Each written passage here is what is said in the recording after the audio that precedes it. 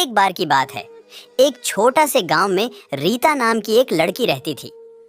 रीता बहुत गरीब थी। उसके माता पिता बहुत बीमार रहते थे और वो खेती नहीं कर पाते थे। इसलिए रीता को छोटी सी उम्र से ही काम करना पड़ता था। रीता बहुत मेहनती और दयालु लड़की थी। वह हमेशा दूसरों की मदद करने के लिए तैयार रहती थी।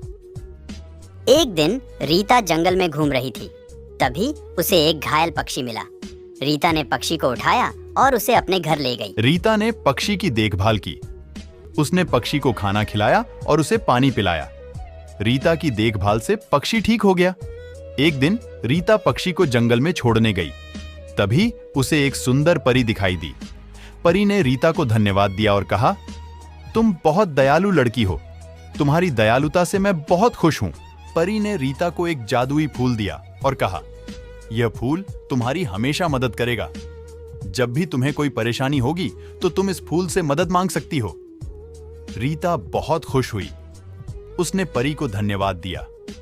रीता ने जादुई फूल को अपने घर ले गई और उसे बहुत सावधानी से रखा। एक दिन राजू नाम का एक अमीर लड़का रीता के घर आया।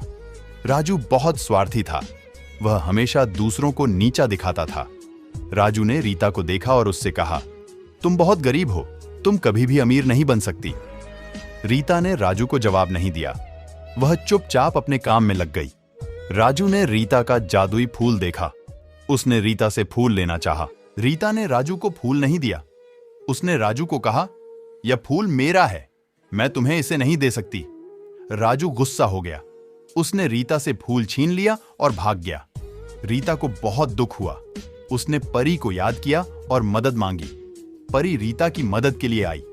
उसने राजू से कहा, फूल वापस कर दो। राजू को अपनी गलती का एहसास हुआ। उसने रीता से माफी मांगी। रीता ने राजू को माफ कर दिया। राजू ने रीता से कहा, मैं तुमसे बहुत कुछ सीखना चाहता हूं। तुम बहुत दयालु और मददगार लड़की हो। रीता ने राजू को कहा, दयालुता ही सबसे बड़ा गुण है। दयालुता से हम दूसरों का दिल जीत सकते हैं। राजू ने रीता की बात मानी।